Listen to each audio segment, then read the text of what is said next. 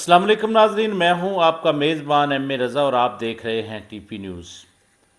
ناظرین، جو آج کی ہماری ویڈیو ہے وہ ریئل اسٹیٹ سیکٹر جو اس وقت بدحالی کا شکار ہے، اس کی وجہ کیا ہے، اس کا کون ذمہ دار ہے، کیا ریئل اسٹیٹ کا کاروبار اب دوبارہ اسی طرح کامیابیوں کی طرف چل پڑے گا جس طرح پہلے چل رہا تھا۔ اس پر ایک ایسی رپورٹ ہم پیش کریں گے۔ اختلاف رائے رکھنا ہر ایک کا حق ہے، آپ بھی اختلاف کر سکتے ہیں، لیکن ہم فیکٹس پر بات کریں گے۔ اگر ویڈیو پسند آئے تو چینل کو لازم سبسکرائب کیا کیجئے، ساتھ میں لگے بیل آئیکن کو بھی دبایا کیجئے۔ ناظرین، اس وقت ریئل اسٹیٹ کا کاروبار انتہائی مندے کا شکار ہے۔ اس پر ہم بات اس طرح کریں گے کہ تین پوائنٹ ہیں ہمارے پاس۔ ایک تو ہے کیا موجودہ گورنمنٹ نے اس کے جو ٹیکسز ہیں وہ اتنے مشکل ترین کر دیے ہیں کہ اب کوئی انویسٹر انٹرسٹ نہیں لے رہا۔ دوسرا جو این او سی کا معاملہ ہے وہ اتھارٹیز کیوں نہیں دے رہی، کیا این او سی کے معاملے میں جو مشکلات ہیں وہ بھی اس کاروبار میں مندے کا باعث بن رہا ہے۔ اس کے علاوہ پیری اربن اور اربن والا جو ڈیسائیڈ ہے اتھارٹیز اس کو ابھی تک کلیئر نہیں کر پائیں۔ اس میں آپ کو یہ بتائیں گے کہ جب سے یہ پی ڈی ایم کی گورنمنٹ آئی، ایک وزیر خزانہ آئے جو اس پی ڈی ایم کی جماعت سے تھے، مفتاح اسماعیل صاحب، انہوں نے آ کر سب سے جو زیادہ چلنے والا شعبہ تھا اس کو اتنا کرٹیکل بنا دیا کہ وہ یہ سمجھ رہے تھے کہ اس طرح کرنے سے شاید جو ملکی خزانہ ہے یا ریونیو ہے اس میں بڑا اضافہ ہو جائے گا، لیکن ان کا یہ تجربہ اس طرح ناکام رہا کہ جو انویسٹرز تھے وہ سارے کے سارے بھاگ گئے۔ انہوں نے فائلر پر جو ٹیکس بڑھایا وہ سمجھو ڈبل کر دیا، اور پھر اسی طرح نان فائلر پر جو پہلے ہی فائلر کی نسبت ڈبل ٹیکس تھا اس کو انہوں نے 4 گنا کر دیا۔ تو اس سے یہ ہوا کہ جو انویسٹرز تھے وہ بھاگ گئے۔ پھر صرف اتنا ہی نہیں، پھر قوانین کچھ اس طرح بنا دیے کہ آگے ہر سال یعنی کہ انویسٹرز کو اپنی پراپرٹی کے اوپر ٹیکس دینا پڑے گا۔ تو ناظرین، اب کوئی پراپرٹی خریدنا ہی نہیں چاہتا۔ کئی لوگ اس طرح کے ہیں جنہوں نے سیونگ کی ہوئی ہے اور بچت کی ہوئی ہے، وہ یہ لوگ سوچتے ہیں کہ یار آگے چل کے سال 2 سال کے وقفے کے بعد ہماری یہ پراپرٹی بڑھ جائے گی اور ہمیں کوئی بڑا فائدہ ہو جائے گا، لیکن ان کے اس تجربے سے، اس کو نہ تجربہ کاری کہیں گے یا پھر کیا کچھ کہیں گے یہ آپ بہتر سمجھ سکتے ہیں۔ بہرحال ناظرین، اس طرح یہ ہو گیا کہ پراپرٹی جو ہے بالکل مندے کا شکار ہو گئی۔ پراپرٹی کا کاروبار صرف اتنا ہی نہیں مندے کا شکار ہوا، بلکہ بہت ساری انڈسٹری بیٹھ گئی۔ میں پہلے بھی اپنی پچھلی ویڈیوز کے اندر بتا چکا ہوں کہ جب پراپرٹی کا کاروبار یا کوئی پروجیکٹ بنتا ہے تو اس سے انڈسٹری چلتی ہے، اس کے ساتھ جو ریلیٹڈ کاروبار ہیں وہ سارے چلتے ہیں۔ جو اس سے پہلے جو میں نے ویڈیوز کی ہیں اس کے اندر میں نے ہر انڈسٹری کا بتایا کہ کون کون سی انڈسٹری ایک پروجیکٹ بننے سے چلتی ہے۔ تو وہ سارے کا سارا یہ مفتاح اسماعیل صاحب کی جو قابلیت تھی اس کی نظر ہو گیا اور انویسٹر بالکل بھاگ چکا ہے۔ اب ناظرین بات کر لیتے ہیں این او سی کی۔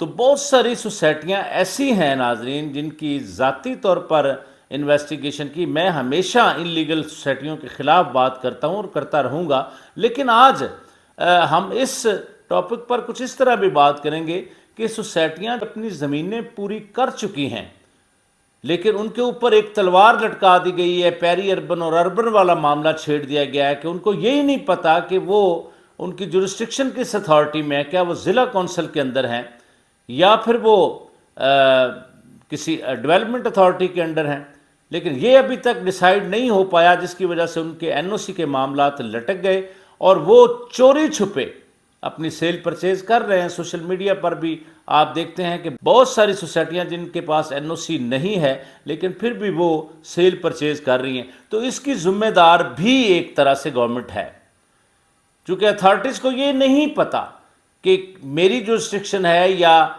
یہ ضلع کونسل میں جانی ہے، یا ایک پھر پنجاب کے اندر ایک اور تلوار لٹکا دی جس میں میں ناظرین بالکل واضح اور واشگاف الفاظ میں بتاتا ہوں کہ یہ بالکل نان پروفیشنل لوگ ہیں جن کو دور دور تک پتہ نہیں ہے کہ سوسائٹیوں کو این او سی کیسے دینا ہے، وہ ہے فاٹا۔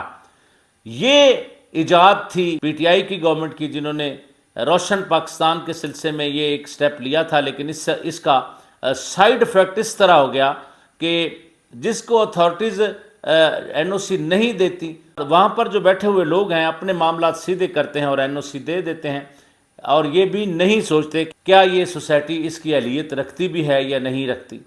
اب ناظرین چلتے ہیں کوآپریٹو ڈپارٹمنٹ کی طرف۔ کوآپریٹو ڈپارٹمنٹ میں جو ڈپٹی کمشنر صاحب ہوتے ہیں وہ رجسٹرار ہوتے ہیں کوآپریٹو سوسائٹیوں کے، تو وہ پچھلے دنوں ایک ڈی سی صاحب بدل گئے، ان کی جگہ پر ایک نئے ڈپٹی کمشنر اسلام آباد آئے۔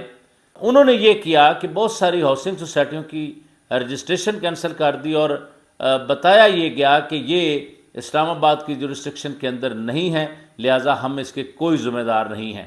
اب وہاں پر جو اربوں کے سٹیکس ہیں لوگوں کے، وہاں پر جو جائیدادیں ہیں، لوگوں نے پلاٹس خریدے ہوئے ہیں، انویسٹمنٹ کی ہوئی ہے، ان کا کیا فیوچر ہوگا، یہ ایک الگ بحث ہے۔ پھر اس کے بعد انہوں نے لگ بھگ 18 کے قریب ہاؤسنگ سوسائٹیوں پر یہ پابندی لگا دی کہ آپ نئی جو ممبرشپ ہے یا الاٹمنٹ ہے وہ آپ نہیں کر سکتے۔